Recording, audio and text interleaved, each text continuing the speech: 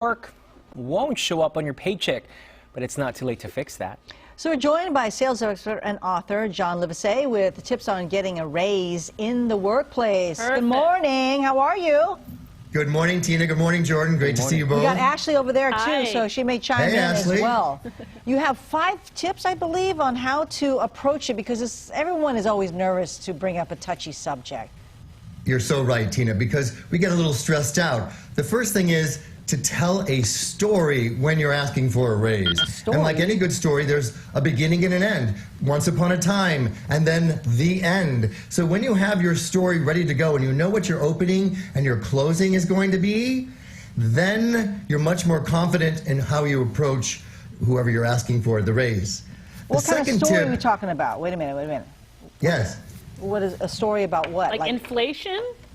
No, it's a story about what you've done to deserve the raise. Oh, okay, got it. So you want to tell a story about yourself and some of your skills, and when you tell the story about how you show how your skills are making a difference to the company, either saving them money or making them money, depending on what your job is, then the boss or whoever's listening to you pitch yourself to get a raise sees themselves in the story and says, oh, I didn't realize you did all those things. Yeah, because sometimes they don't keep track, right? Right. Exactly. To your own harm. All right, use straight talk.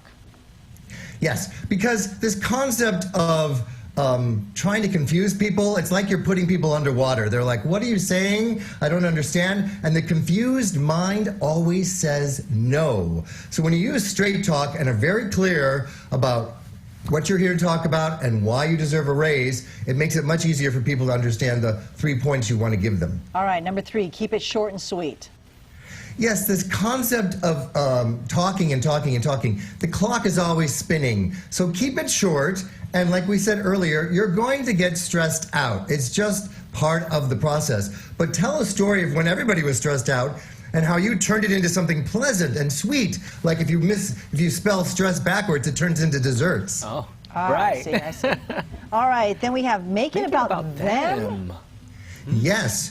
So many times people want to force the story to be all about them. But if you say to your boss and show empathy, you know, I know this is a very difficult time to find really great employees, and I saw how hard you worked to get somebody. I took it upon myself to be the welcome wagon. Nobody asked me to do it, but I want to make sure that the onboarding process, those first 30 days for new people, is as pleasant as possible so they fit in and don't want to leave. And that makes the boss's job easier. Well, John, don't you think that the boss is saying, oh, that person is just kissing up?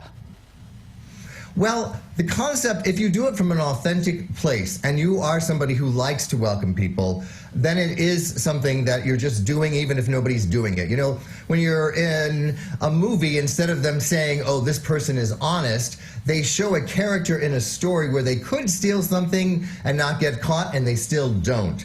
So your character shows up 24/7 even if nobody's watching, and so that doesn't come across as kissing up because you're just being who you are. Oh, yes. And your 5th tip here is to be the humble hero.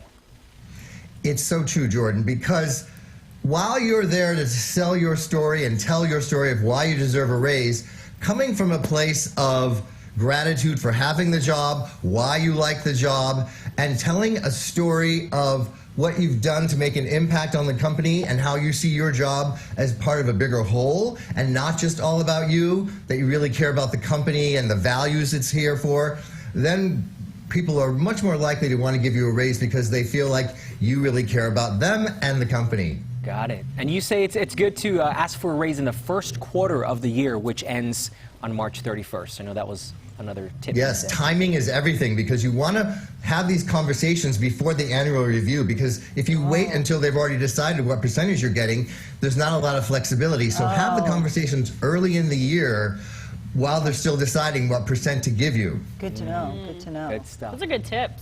Yes. For more information, John's website is johnlivesay.com.